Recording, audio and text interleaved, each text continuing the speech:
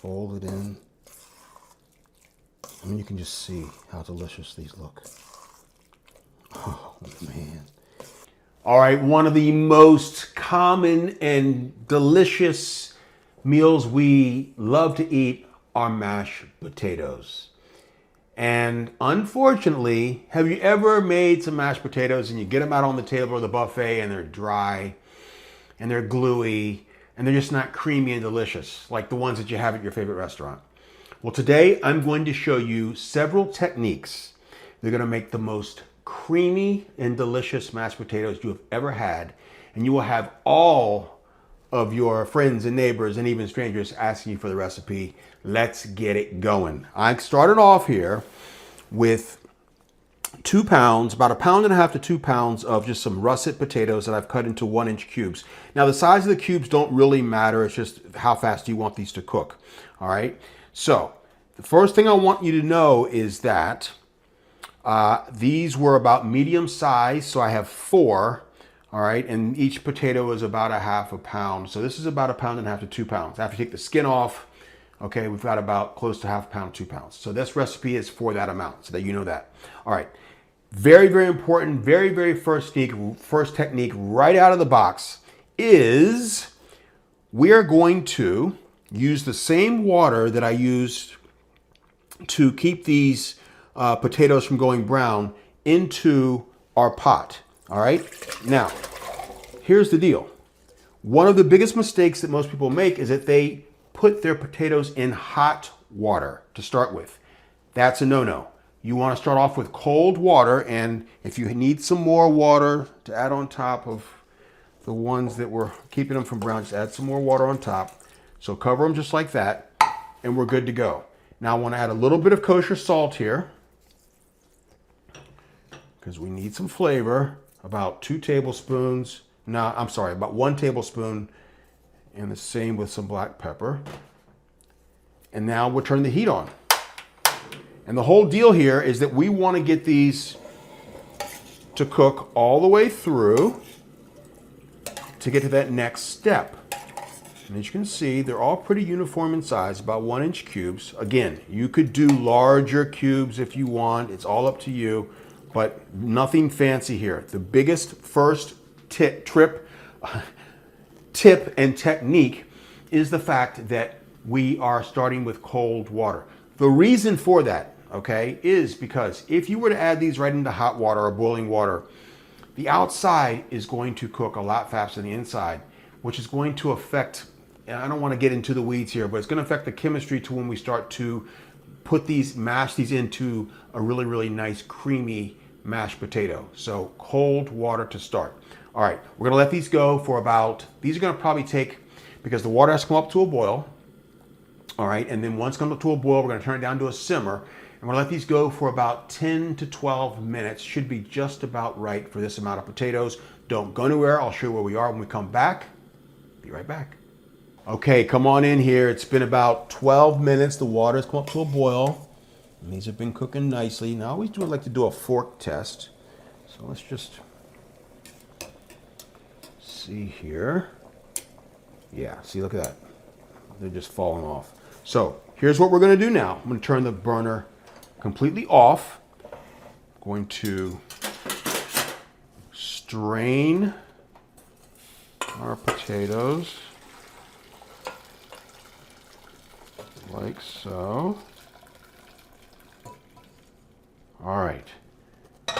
Now, are you ready for tip and technique number 2 to make the most amazing creamy potatoes? And this one is huge. Do not skip this step. I have the pot on here. The residual heat is all I need. I'm not going to turn it on. But now I want to pour these potatoes back in with no water. And I just want to swirl them around.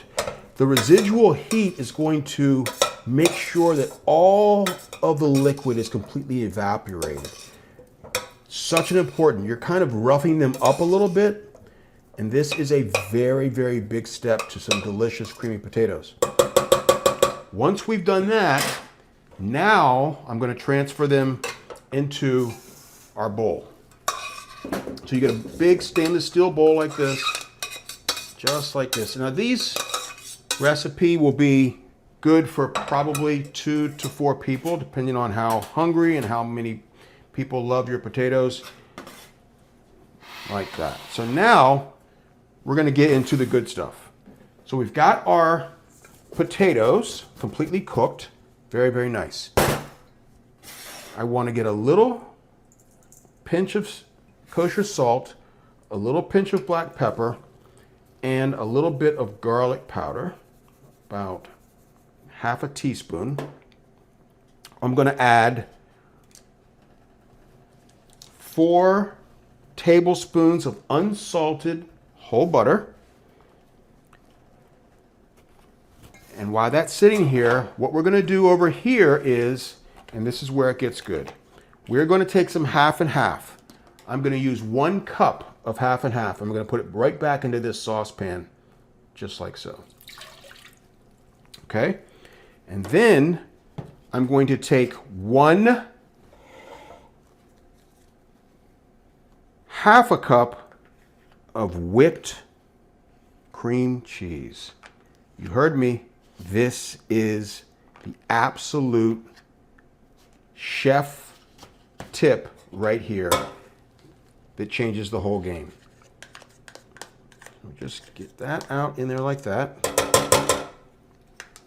And then all we want to do at this point is turn our heat, move this over a little bit. We turn our heat, and we just kind of mix this down. And what's going to happen is the residual starch of the pan from where the potatoes were, along with the half and half, and this whipped cream cheese is going to thicken up a little bit. This is exactly what we're looking for. We want this to create its own little thickening sauce. And again, you don't have to keep this on for too long. You can see it's already getting a nice thickness to it. And I'm going to add a little bit of salt to this, just a pinch, and some black pepper, a pinch, and a little bit of garlic powder, a pinch.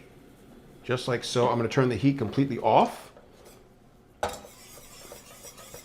Just include that in for another layer of flavor. Layers of flavor, techniques. Let's talk about it. We started off with cold water instead of hot. Huge technique. The second one was after the potatoes were cooked, we roughed them up back inside the pan to get all of the liquid out of the potato completely.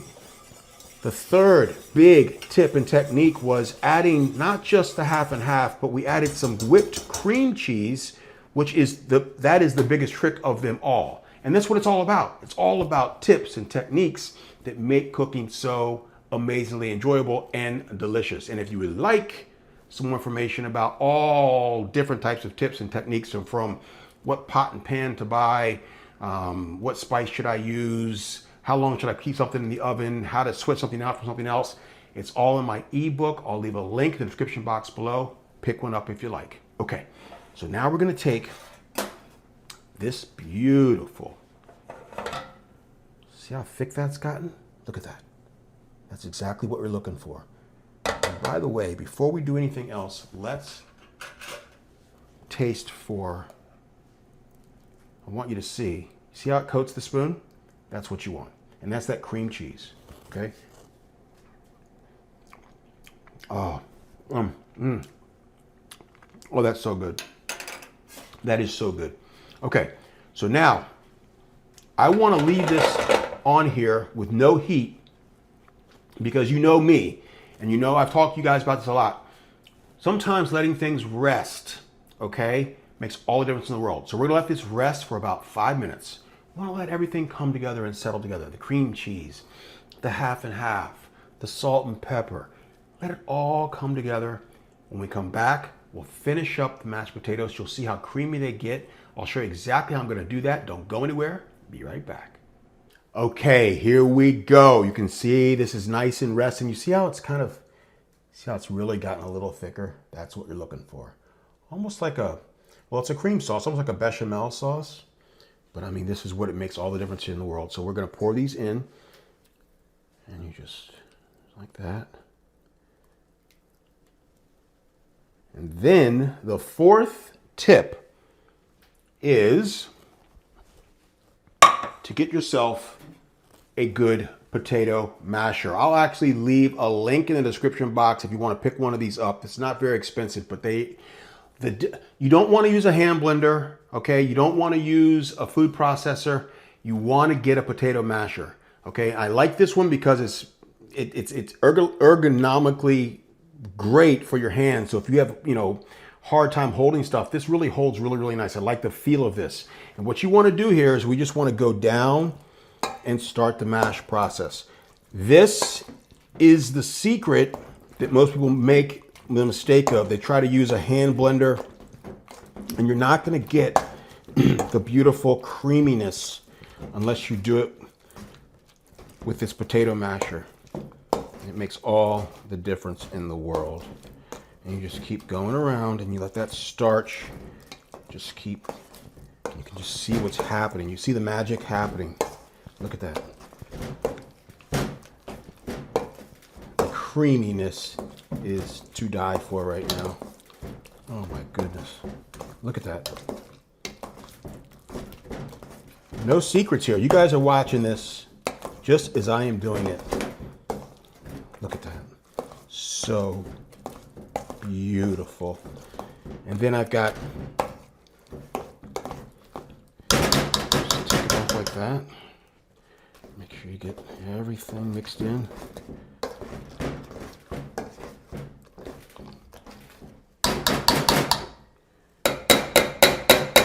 Just like that. And now we will take our spoon. We use this spoon here. And we just, oh, sorry. I want to add some green onion. Very important. So we'll take some green onion. You can use chives or green onion, whatever you want. It all works fine. And this really is what makes all the difference. And you just want to fold this in at this point. Look at that. Just fold it in. I mean, you can just see how delicious these look. Oh, man. You will never, ever have to worry about the most delicious mashed potatoes. I mean, they just look at that. All right, so now we're gonna go ahead and take it to our bowl here. And like I said, this will feed 2 to 4 people easily.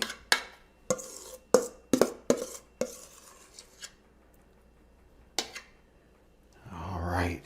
And last but not least, what I like to do is just get a little well in there like that. And then I've got a little bit of melted butter. Just pour it on top like that. Let that come in there.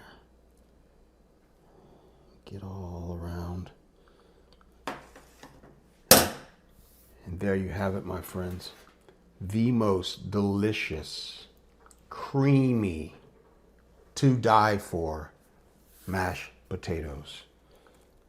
Again, if you have been struggling with dry, just gluey, flavorless mashed potatoes, I've given you 4 beautiful techniques that will completely change the game, okay? Try that.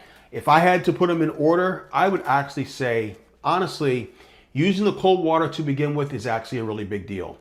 I think the biggest deal of them all is adding that whipped cream cheese. Oh, it makes all the difference because you saw what it did. I mean, it's just, oh my goodness, it does everything, okay? Those 2 things are a must, all right? I know you're going to enjoy this recipe. Leave me your results in the comments below. I always love hearing from you. Thank you so much for watching this episode of Chef Brian's Kitchen. I am Chef Brian. And until next time, remember, as always, eat well and stay healthy.